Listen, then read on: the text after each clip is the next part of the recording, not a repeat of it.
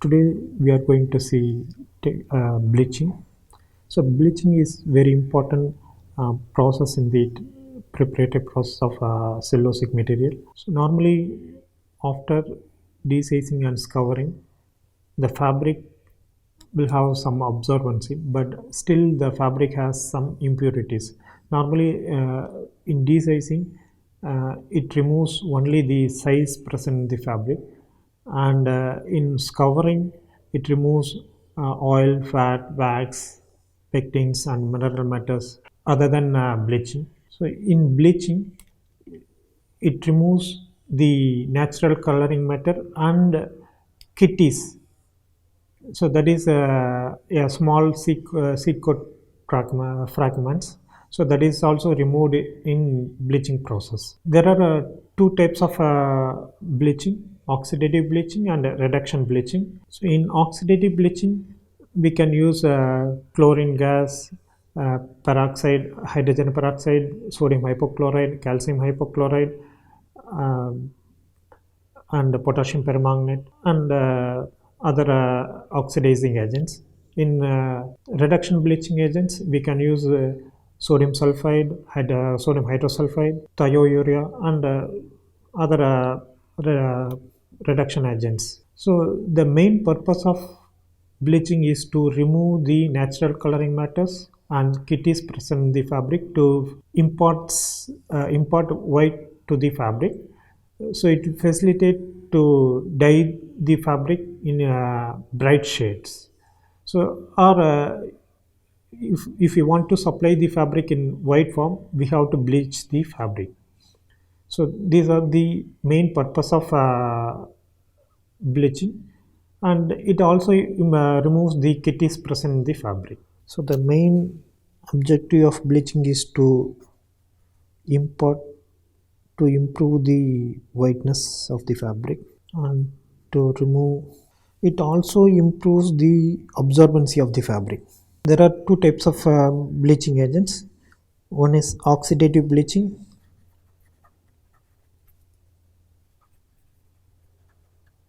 and another one is reduction bleaching. So in oxidative bleaching there are two kinds. One is chlorine based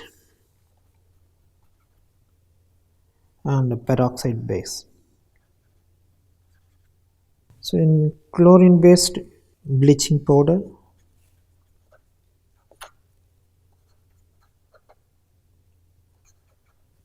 and sodium hypochlorite. So these are comes under reduction bleaching agents. So in normal conditions, the reduction bleaching and chlorine bleaching is overcome by peroxide bleaching. So this is due to the environmental conditions and the cost of the process. So that replaces the chlorine and reduction bleaching agents. So out of these bleaching agents, the sodium hypochlorite and hydrogen peroxide are widely used when compared to other bleaching agents. And sodium chloride is also used to some extent. So the main bleaching agents are sodium hypochlorite, hydrogen peroxide,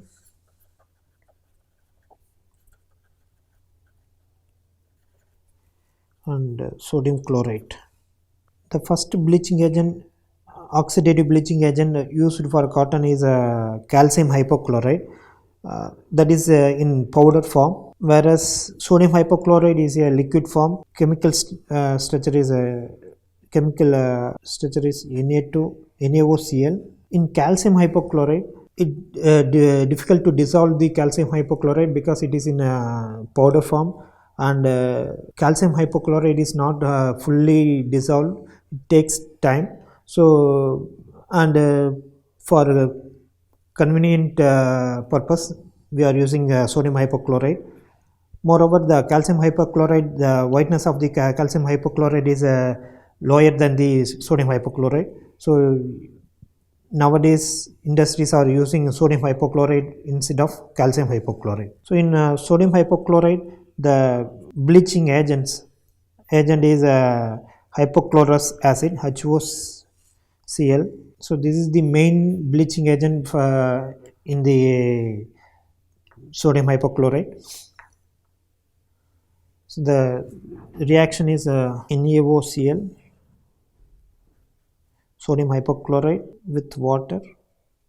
So it is converted into NaOH plus HOCl. So this HOCl, that is hypochlorous acid, is a very weak acid, but in the presence of sodium hydroxide, so it is converted into HOCl plus HOCl in the presence of sodium hydroxide. So it is again converted into HCl plus oxygen. So this is as an oxygen. So in the presence of sodium hydroxide, the hypochlorous acid is converted into HCl and oxygen.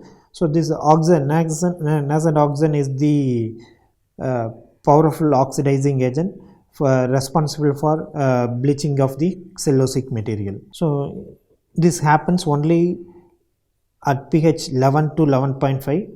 So in the presence of sodium hydroxide or some other strong alkali. Chlorine is also bleaching agent to bleach the cellulosic material.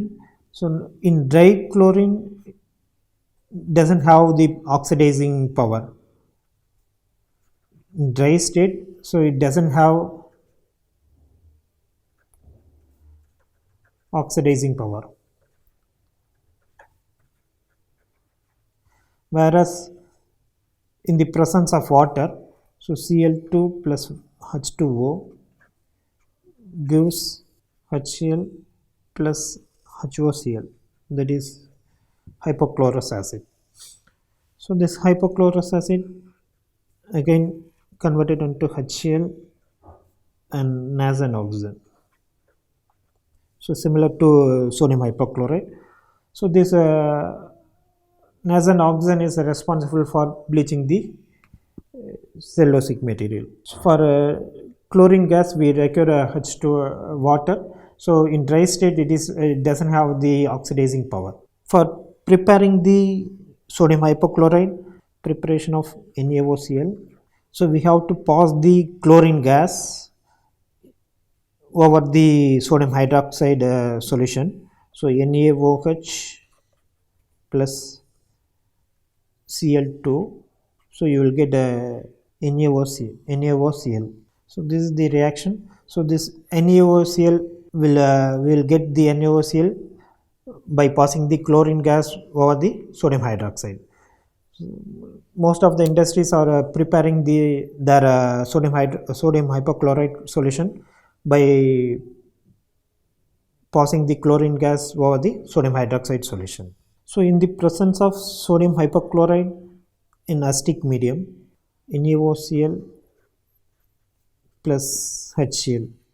So it is converted into NaCl, that is salt, plus HOCl, and HOCl plus HCl gives H2O and Cl2, chlorine gas.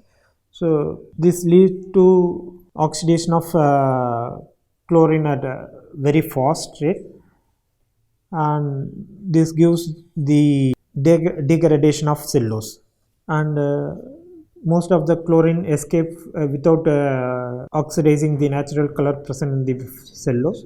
So there will not be any bleaching. So it converts only the cellulose into oxycellulose. So that is a strength loss. So the degradation of cellulose takes place in while the sodium hypochlorite in acetic medium. So in sodium hypochlorite bleaching, the main parameters are concentration of NaOCl time and temperature and pH. So these parameters will influence the process of bleaching. So the concentration of sodium hypochlorite is denoted by the available chlorine. So in normal case, normal bleaching, the available chlorine should be 1 to 1.5. So this 1 to 1.5 is enough to bleach the cellulosic material. If you increase the concentration of NaOCl, so it will increase the speed of the process, and if you reduce the concentration, it will reduce the speed of the process. So time is another important factor. So if you increase the time, so that will increase the bleaching efficient uh, after reaching a particular limit. So it will degrade the cellulosic material. So it will convert the cellulose into oxycellulose.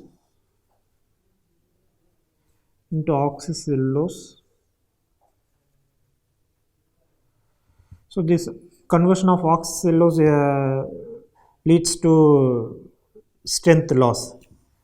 We have to keep the optimum concentration and optimum time to avoid the degradation of cellulose. And the next important parameter is temperature. So temperature of the process is also influence the bleaching. So if you increase the temperature, so it will increase the process, and it will increase the conversion of cellulose into oxycellulose is more when you increase the temperature from room temperature to above room temperature. So the temperature plays major role. So in normal condition for bleaching of cellulosic material, we have to keep the bath at room temperature. And pH, so the liberation of chlorine gas takes place, so that leads to the process in faster rate. So that means it will convert the cellulose into oxycellulose, so there will not be any bleaching takes place.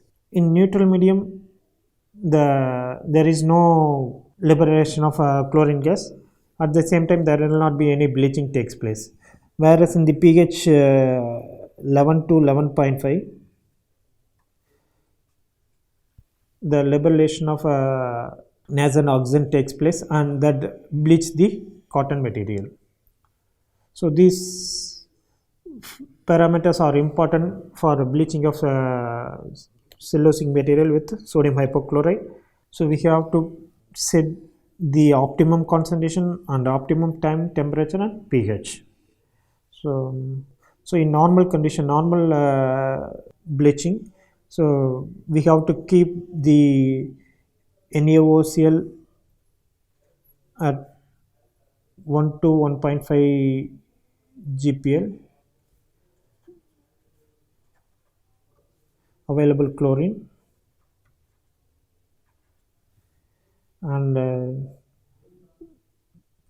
temperature, room temperature,